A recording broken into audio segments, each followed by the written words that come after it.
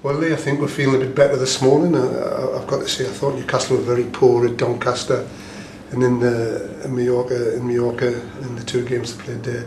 But I've got to say, the last couple of games against PSV, and particularly on Saturday afternoon when we finally got started against Valencia, a lot of plus points for Kevin Keegan. Yes, since we've been back in the sort of Tyneside climate, it's been much better, hasn't it? As you say, PSV, good game. I thought that one got off to a great start and that, and then followed up with I think a really good win against a very good team, Valencia. I watch a lot of that during the season on La Liga on Sky and see them quite often, and it was good to get put one over them, you know. That's why I'm asking you, because I know you love watching football. I mean, Kevin didn't say much on Saturday night about Colaccini, who obviously was there, Colaccini. But I mean, we've done quite well to get some quotes out of him, saying quite interestingly that if the transfer does go through in the next couple of days, he could be involved at Old Trafford on Sunday. Well, that'd be a massive boost, you know, for us. And I mean, the other story we've got in the back, Lee, is Shola back in training. I know some fans are very against him. I think he's got some supporters, but you know, I keep thinking of some of the goals the kid scored. You know, I think of that night in Bale Leverkusen where he scored a couple. He scored nearly 50 goals for Newcastle, and there should be, you know, he should be listening to Kevin and let Kevin bring the best out of him. Yeah, I like Shola as well. I mean, good character to have around, and he's been criticised quite heavily, hasn't he, by some sections. Yeah.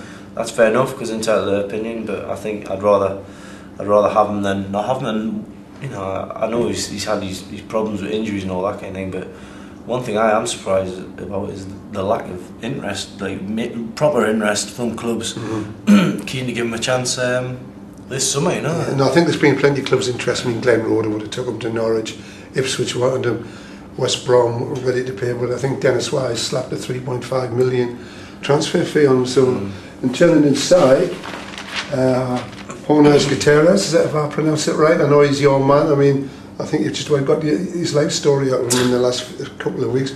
But interestingly, when you were talking to him, I think you've got a little bit of a scoop for what Kevin Keegan told you. Which one was that?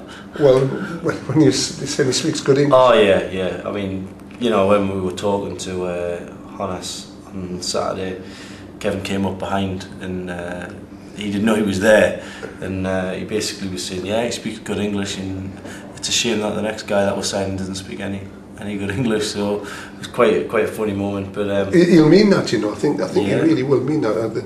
But I mean, the fact that the new signing won't be speaking English won't affect your interviews with him, Lee. I'm sure you'll get round that. I know, exactly. Yeah, we'll have to find some kind of Argentinian restaurant and get the quotes translated. That's happened before, hasn't it? So yeah, you've been to Italian restaurants, Spanish TV. Spoke to Shea after the game. Was he okay? Yeah, in good spirits. Happiest I've seen him, to be honest, and I think as it stands, it looks like he's going to be between the posts of Man United. Is that another scoop you tell me? Well, I mean, I would say I would agree that it looks like Shea, even though I named Harps as my player of the year last season. I mean, Shea, if he can prove he's over that injury, it will be back to being one of the best goalkeepers in Europe again. You know, seeing with the Chronicles plugging United front, Lee, I know you've been beavering away at that. Yeah, it's coming out Tuesday. Big interviews with all the new signings: Guthrie, Passon, Gutierrez.